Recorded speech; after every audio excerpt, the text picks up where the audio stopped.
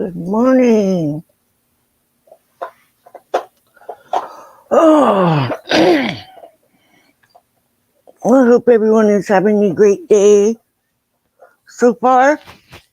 I know I am because I'm awake and I'm sober.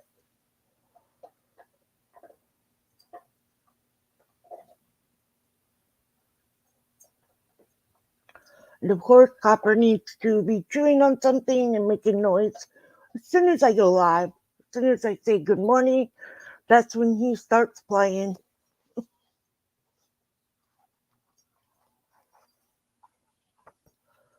So I did put in the description the page we are on and the step we are doing, as well as the book. Right now we are in the 12 Steps and 12 Traditions book, and on step 7. I asked for no judgment here, and please don't bully each other. Be kind, be positive. Um, Thank you, PSP. It is an AA meeting, so refrain from saying, "Oh, I'm having a drink right now," or stuff like that, please. This is an actual meeting, and I am proud to be sober and proud to be here, and more than happy to pass along this gift I was given for free.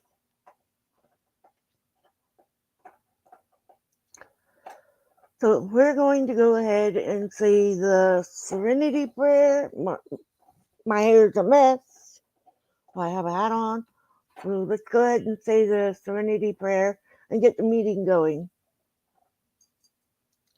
God, grant me the serenity to accept the things I cannot change, the courage to change the things I can, and the wisdom to know the difference.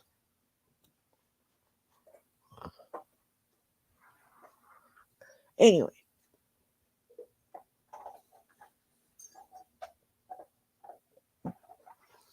there we go. I'm Sandra. I'm an alcoholic.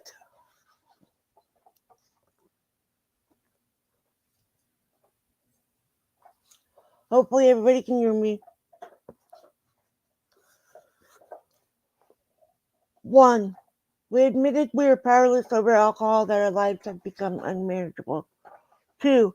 Came to believe that a power greater than ourselves could restore us to sanity. 3. Made a decision to turn our will and our lives over to the care of God as we understood Him. 4. Made a searching and fearless moral inventory of ourselves. 5. Admitted to God, to ourselves, and to another human being the exact nature of our wrongs. 6. We're entirely ready to have God remove all these defective characters. 7. Humbly asked Him to remove our shortcomings. 8. Made a list of all persons we had harmed and become willing to make amends to them all. 9. Made direct amends wherever possible. Sorry, I skipped something. Made direct amends to such people wherever possible, except when to do so would injure them or others.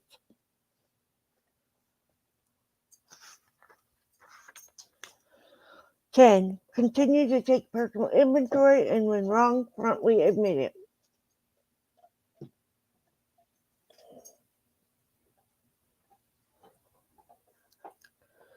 11. Sought through prayer and meditation to improve our conscious contact with God as we understood Him, praying only for knowledge of His will for us and the power to carry that out. 12. Having had a spiritual awakening as a result of these steps, we try to carry this message to alcoholics and to practice these principles in all our affairs.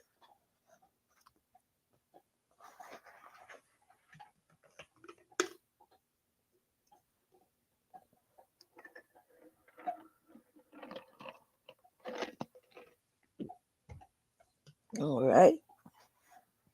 7. Humbly asked Him to remove our shortcomings. Since this step, I don't know if you guys can see me very well over here in Facebook because I've got to have it propped up. Hopefully it's working good.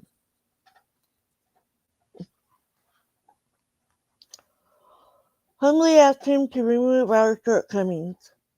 Since this step specifically concerns itself with humility, we should pause here to consider the humility is, or what humility is, and what the practice of it is, can mean to us.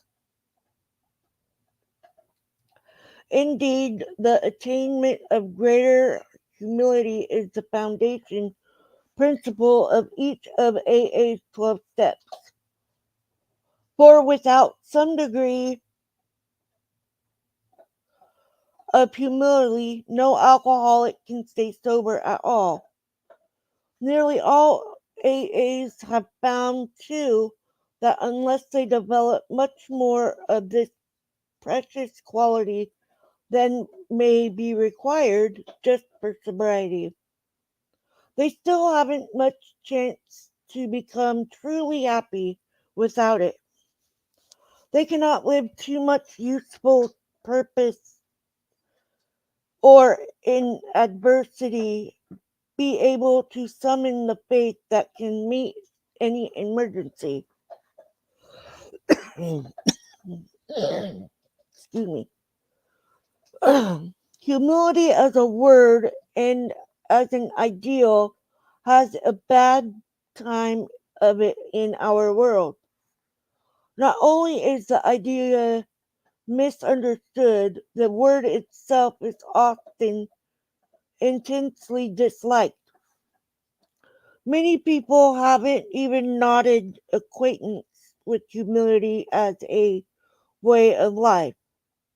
Much of the everyday talk we hear and the great deal of what we read highlights man's pride in his own achievements. With great intelligence, men of science have been forcing nature to disclose her secrets. The immense resources now being harnessed promise such a quality of material blessings that many have come to believe that a man-made millennium lies just ahead. Poverty will disappear, and there will be such abundance that everybody can have all the security and personal satisfactions he desires. The theory seems to be that once everybody's primary instincts are satisfied, there won't be much left uh, to quarrel about. The world will then turn happy and be free to concentrate on culture and character. Solely by their own intelligence and labor, men and women will have shaped their own diverse destiny.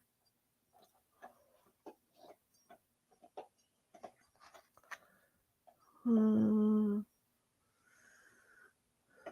Certainly, no alcoholic and surely no member of AA wants to dis, dis, de,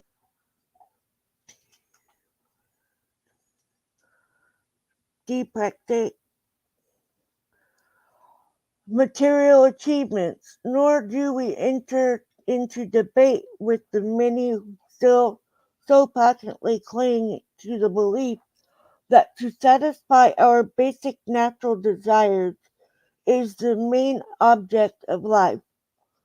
But we are sure that no class of people in the world ever made a worse mess of trying to live by this formula than alcoholics. For thousands of years, we have been demanding more than our share of security, prestige, and romance. When we seemed to be succeeding, we drank to dream still greater dreams. When we were frustrated, even in part, we drank for oblivion. Never was there enough of what we thought we wanted. In all these strivings, so many of them well intentioned, our crippling handicap have been our lack of humility. We had lacked the perspective to see that character building and spiritual values had to come first, and that material satisfactions were not the purpose of living. Quite characteristically, we had gone all out in confusing the end with the means. Instead of regarding the satisfaction of our material desires as a means by which we could live and function as human beings, we had taken these satisfactions to be the final end and aim of life. Just a minute, guys. My back's a little cold.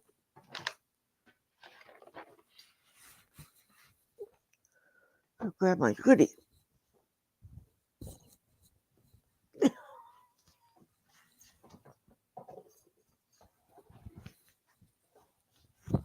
Brr. There. Maybe I'll be warm.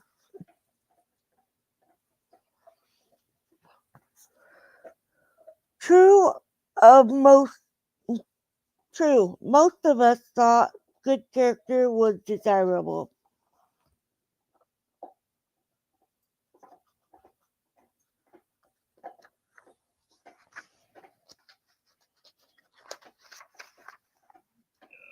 But obviously, just a second.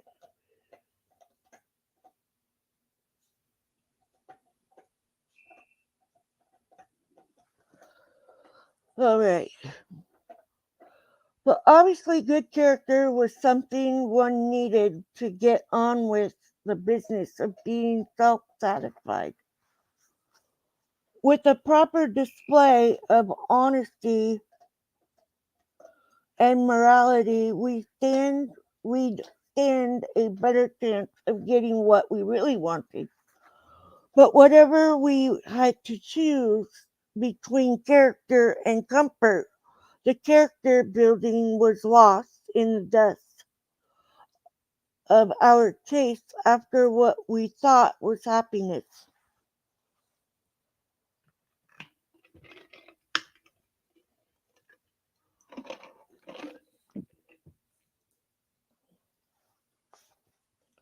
Seldom did we look at character building as something desirable in itself, something we would like to strive for, whether our instructional or instinct,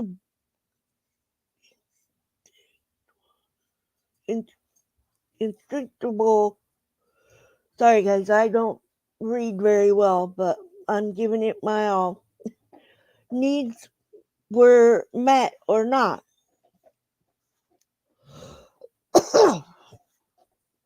We'd never thought of making honesty, tolerance, and true love of man and God the daily basis of living. This lack of anchorage to any permanent value, this blindness to the true purpose of our lives, produced another bad result. For just so long as we were convinced that we could live exclusively by our own individual strength and intelligence, for just that long was working faith in a higher power impossible. This was true even when we believed that God existed. We could actually have earnest religious belief which remained barren because we were still trying to play God ourselves, As long as we place self reliance first, a genuine reliance upon a higher power was out of the question. That basic ingredient of all humility, a desire to seek and do God's will, was missing. For us, the process of gaining a new perspective was unbelievably painful. It was only by repeated humiliations that we were forced to learn something about humility. It was only at the end of a long road, marked by success, defeats, and humiliations, and the final crushing of our self sufficiency, that we began, don't eat it, began to feel humility as something more than a condition, and groveling, groveling despair. Every newcomer in Alcoholics Anonymous is told, and soon realize him or herself, that his humble admission of powerlessness over alcohol is his first step toward liber- liberation from its paralyzing grip.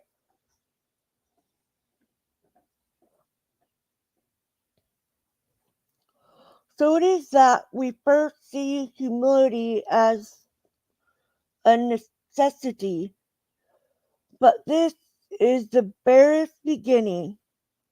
To get completely away from our aversion to the idea of being humble, to gain a vision of humility as the avenue to true freedom of the human spirit, to be willing to work for humility as something to be desired for itself, takes most of us a long time, or a long, long time.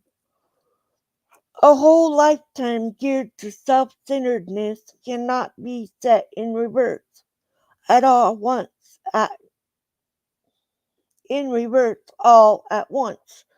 Rebellion's dogs are rebellion dogs our every step at first. When we have finally admitted without reservations that we are powerless over alcohol, we are apt to breathe a great sigh of relief, saying, well, thank God that's over. I'll never have to go through that again. Then we learn often to our consideration that this is only the first milestone of the new road we are walking. Still goaded by sheer necessity, we reluctantly came to grip with those serious character flaws that made problem drinkers of us in the first place. Flaws must be dealt with to prevent a retreat into alcoholism once again. We will want to be rid of some of these defects, but in some instances, this will appear to be an impossible job from which we recoil, and we cling with a passionate persistence to others which just as disturbing to our equilibrium because we still enjoy them too much. How can we possibly summon the resolution and the willingness to get rid of such overwhelming compulsion and desires? But again, we are driven on by the incapable conclusion which we draw from AA experience that we surely must try with a will or else we fall by the wayside.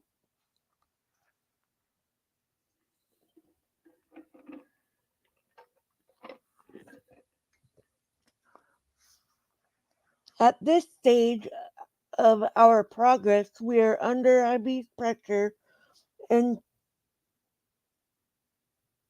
coercion to do the right thing. We are obliged to choose between the pains of trying and the certain penalties of failing to do so. These initial steps along the road are taken grudgingly, yet we do take them.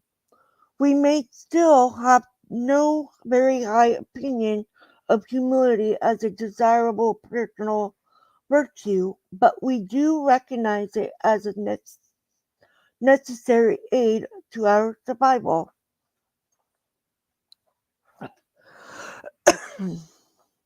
But, sorry about that.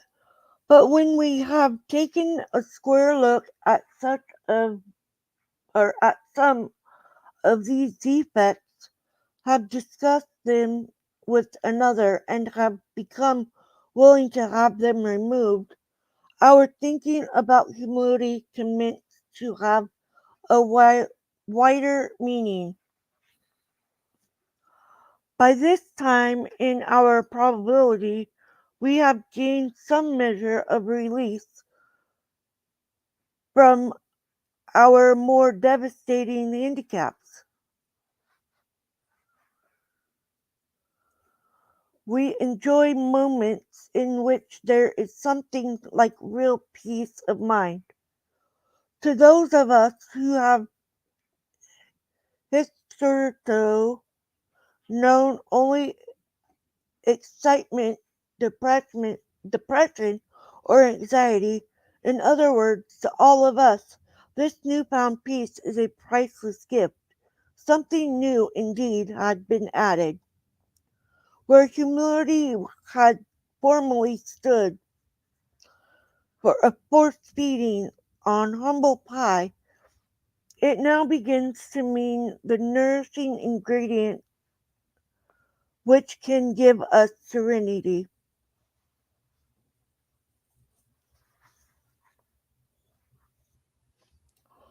This improved perception of humility starts another revolutionary change in our outlook. Our eyes begin to open to immense value which have come straight out of painful ego puncturing. Until now, our lives had been largely devoted to running from pain and problems. We fled from them as from a plague. We never wanted to deal with the fact of suffering. Escape via the bottle was always our solution. Character building through suffering might be all right for saints, but it certainly didn't appeal to us. Then AA Then in AA, we looked and listened everywhere we saw failure and misery transformed by humility into priceless assets. What are you eating? Don't eat that.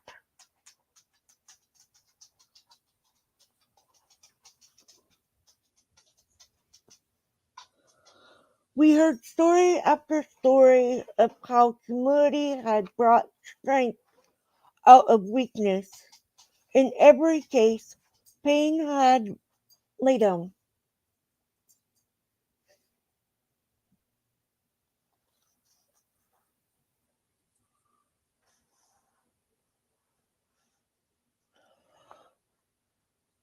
Okay, pains of trying and the certain penalties of failing to do so.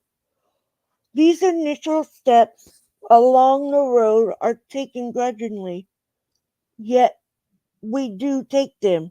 We may still have no very high opinion of humility as a desirable personal virtue, quit, but we do recognize it as necessary aid to our survival.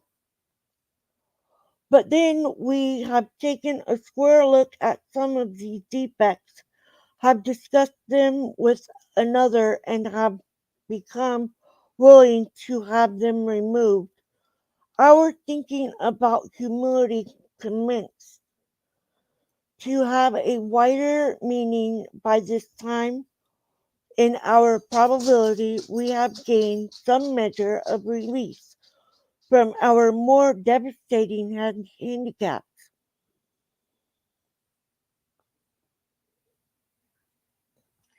Hello, Ava, Meditation and Relaxation Channel. Thank you for being here.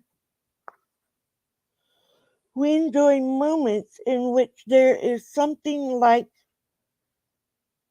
real peace of mind. To those of us who have hitherto no, known only excitement, depression, or anxiety, in other words, to all of us, the newfound peace is a priceless gift. Something new indeed had been added. Where humility had formerly stood for a force feeding on humble pie, it now begins to mean the nourishing ingredient which can give us serenity. This improved perception of humility starts another revolutionary change in our outlook. Now I just realized I already read this part. Our eyes begin to open to immense values which have come straight out of pain ego puncturing.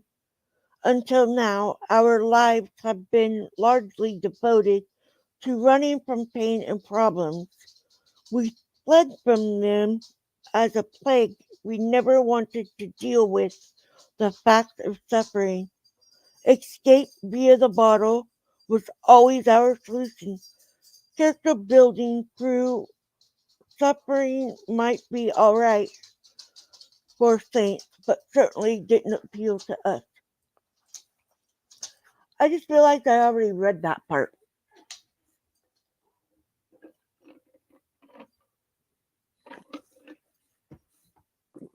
The Then in AA, we looked and listened everywhere. We saw failure and misery transformed by humility into priceless assets. We heard story after story of how humility had brought strength out of weakness. In every case, pain had been the price of admission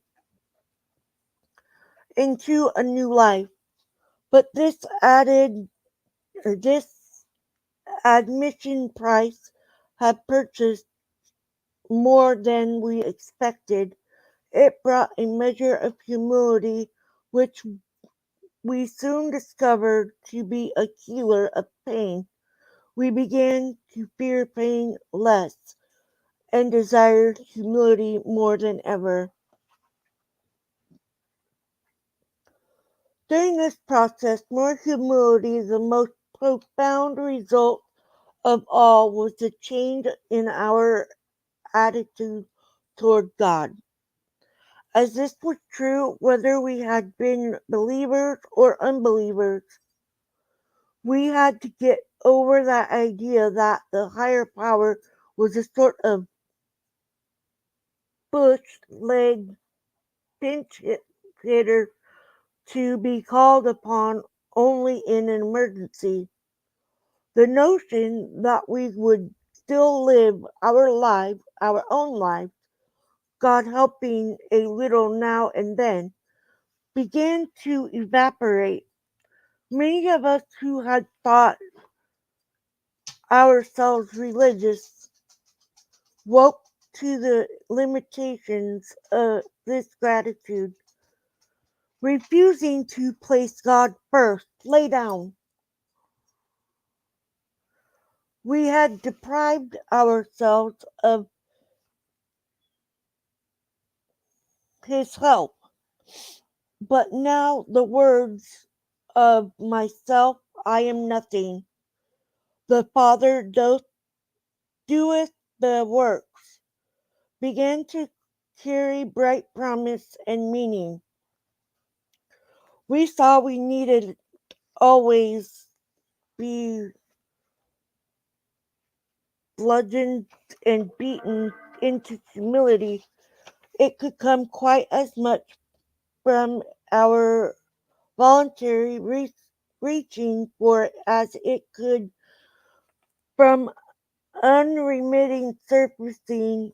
A great turning point in our lives came when we sought for humility as something we really wanted rather than as something we must have. It marked the time when we could commence to see the full implication of step 7. Humbly asked him to remove our shortcomings. As we approach the actual taking of step 7, it might be well if we inquire once more just what our deeper objectives are.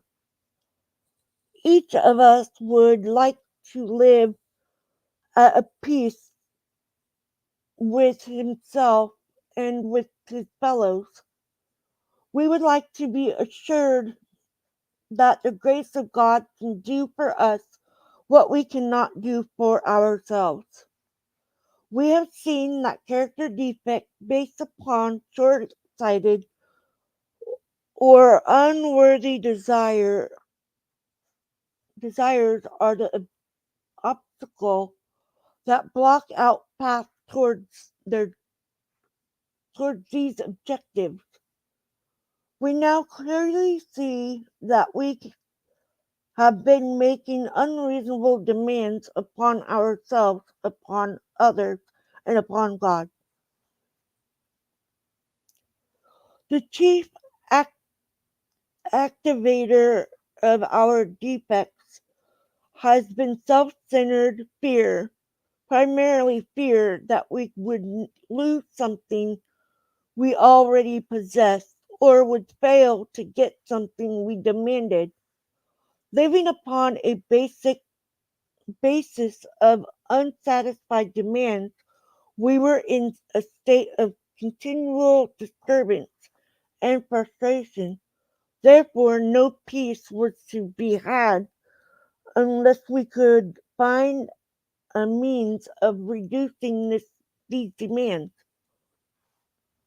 The difference between a demand and a simple request is plain to anyone. The seventh step is where we make the change in our attitude, which permits us with humility as our guide to move out from ourselves toward others and towards God. The only emphasis of step 7 is on humility. It is really saying to us that we now ought to be willing to try humility in seeking the removal of our shortcomings, just as we did when we admitted that we were powerless over alcohol and came to believe that a power greater than ourselves could restore us to sanity. If that degree of humility could enable us to find the grace by which such a deadly obsession could be banished, then there must be hope on the same result respecting any other problem we could possibly have.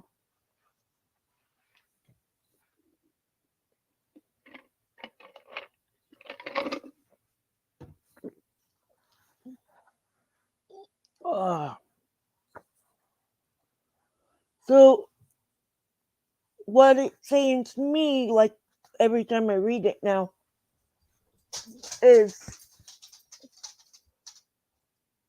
when we're drinking, if you remember when you were drinking, some of us don't, but if you remember when you were drinking, you were always thinking about the alcohol, how you were going to get it, and all those things. And that's fear of going without or fear of giving it up. It's a real thing. It's fear that you don't want to face your own reality. It's fear of having someone judge you by the way you look, we don't we don't like that. And that is a human nature. But when you're drinking, it is so much worse. You are constantly, your brain does not stop worrying about that drink. Where's it going to come from? How you going to afford it? Blah, blah, blah, blah, blah, blah, blah. I remember it very clearly. And I don't miss it at all. I don't miss going and finding money or taking money from my husband's pocket or taking from necessary things for my alcohol. I don't miss that at all. I'm glad to be me. I'm glad to be in my sobriety, and I'm in it daily. Will you get out of the laundry? This dog is weird. He's almost 12, and he still makes me laugh. But he also gets on my nerves. Yeah, chew on your toy. But I did go back out and drink. I know I've said it several times since I've been doing these meetings, but I can vouch for it, you know. And me always thinking in that year, I wonder if I can drink now, if I will be okay if I drink now. No, I was not okay when I went back out because you know where I was when I went back out, and it didn't take but one drink. That's right, chasing that fear that I'm not gonna have money to get a drink. How am I going to get the next one? Where am I going to go to get that one? That's all I cared about. Now that I have found AA and I found a program that helps me and has guided me for 9 years, this, I'm just going to put it out there. It works. Somehow this works. I don't go to meetings all the time. This is a regular meeting for me. It holds me accountable for me and my actions. It reminds me that if I don't do these things knowingly or unknowingly every day, it's it's probably not going to be a great day. Because yeah, even though I have been sober for 9 years, I still have that cocky attitude that I'm gonna flip you the bird. I'm gonna get mad. But you know, as soon as I'm done doing that, I'm like, that was just dumb. A waste of my breath, number one, because they didn't hear me. Number two, what's the point in arguing it?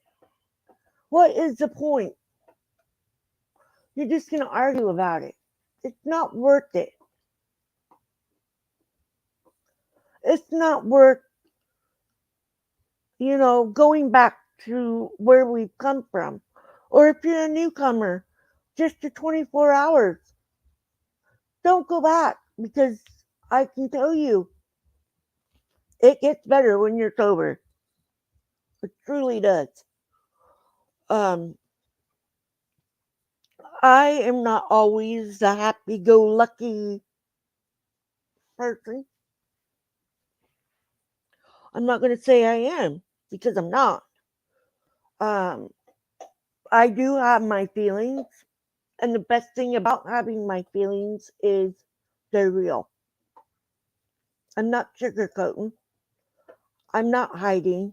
I'm not um, going to tell you, oh, yeah, by the way, and be rude. I'm not going to do that. That's not me. The me now is I compliment.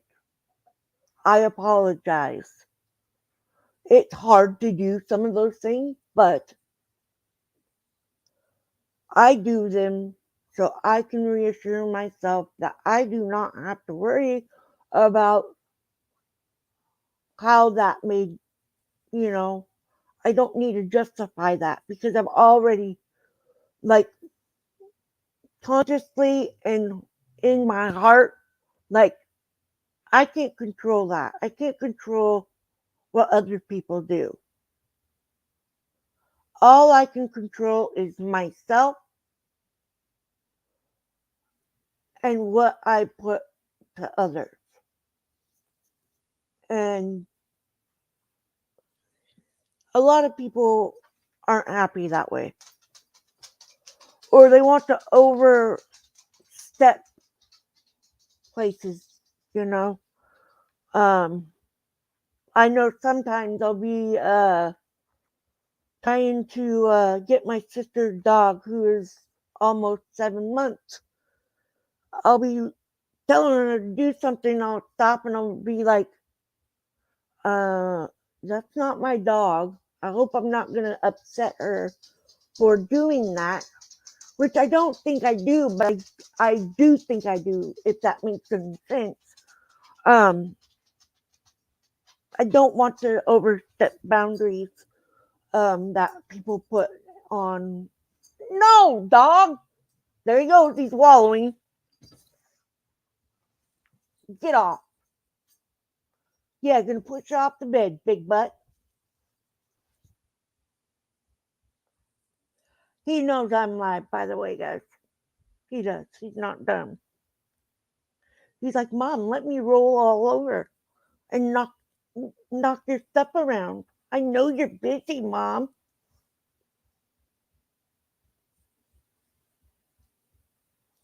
He's right over there. He's sideways looking at me. He's like, yeah, crazy dog. Anyways, um, I think I'm starting to lose my voice. It's allergy season here. Yay.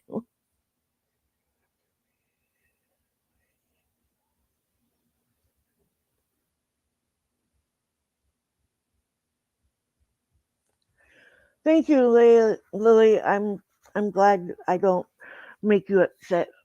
Um,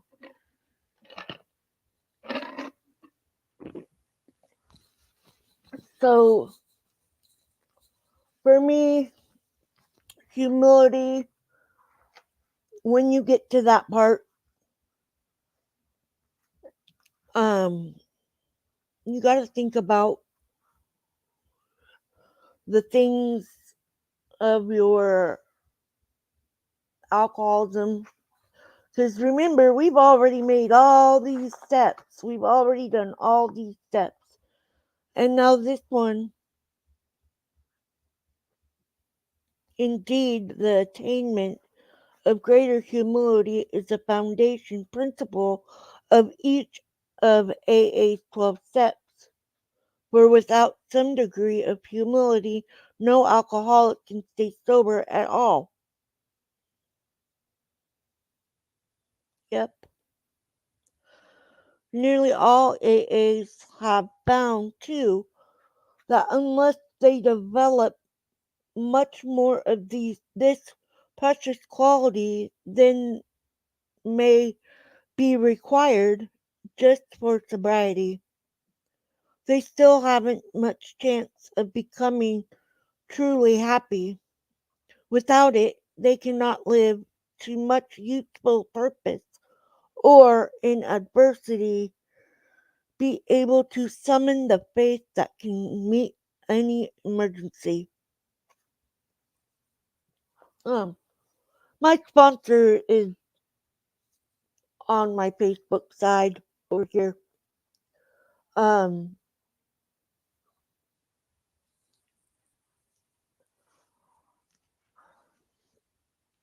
most of us do find it. I know I did because um, I'm still here. I'm still sober. I am doing these meetings because I want to be able to show people that it's possible. You can make it. You can make it. And you're definitely worth it. I know you don't feel like that right now, unless if you're far in your sobriety or if you're just a newcomer. You are welcome here. You are welcome at any AA meeting.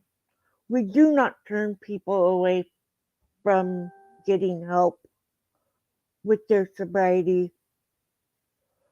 Um, it's just it's so helpful to find people that are just like us that understand what we're going through, what steps we took, and how we did it, and you know, help the next person out. That's what it's about. It's helping the fellow person with help to become sober and stay sober. And I pray that every alcoholic can know that there is help out there. There definitely is.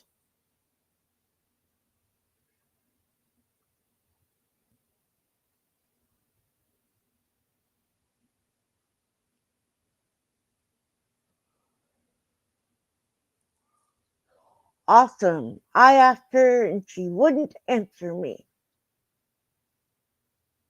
Anyway,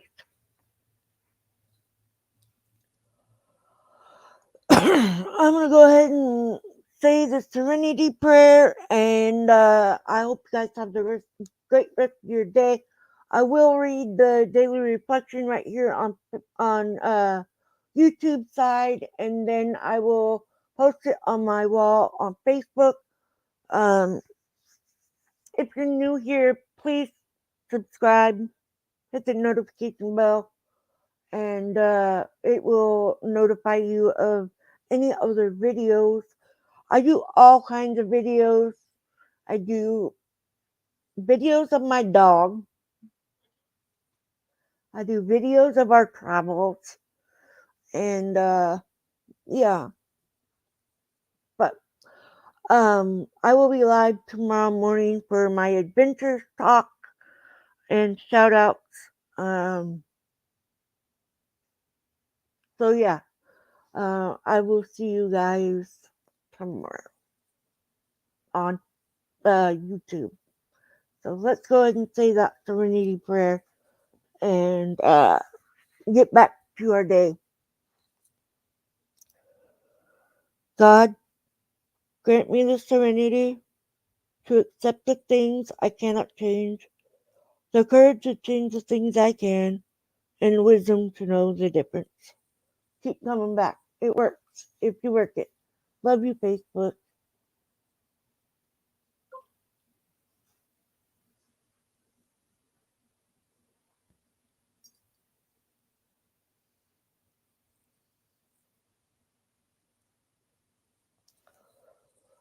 All right, let's get over here and read this.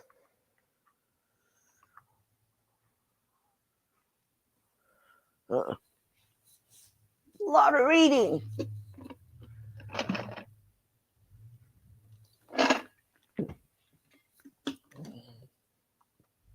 Just a minute. I gotta let my husband know.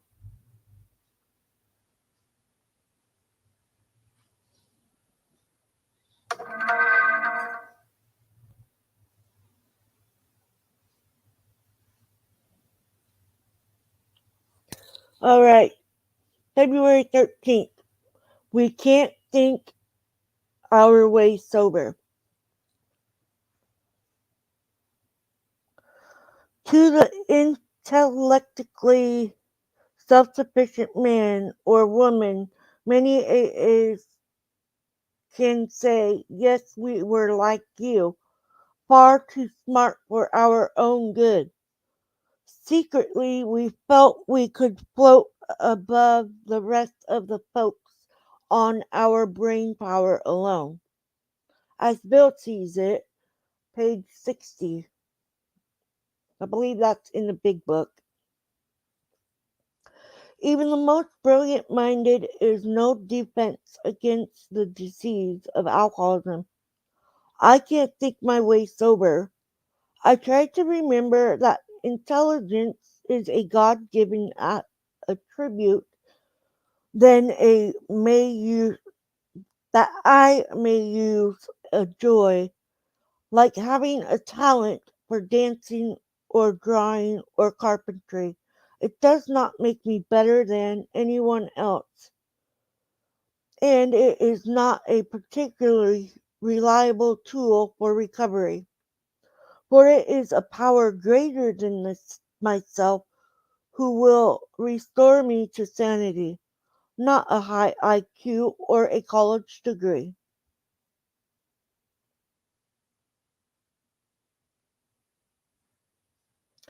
And with that, I hope you guys have a great day. I'm probably gonna have to take the dog out again. Um, so I love you guys. Be safe out there. Be kind, and just remember, you're not alone. You're not alone. I love you guys.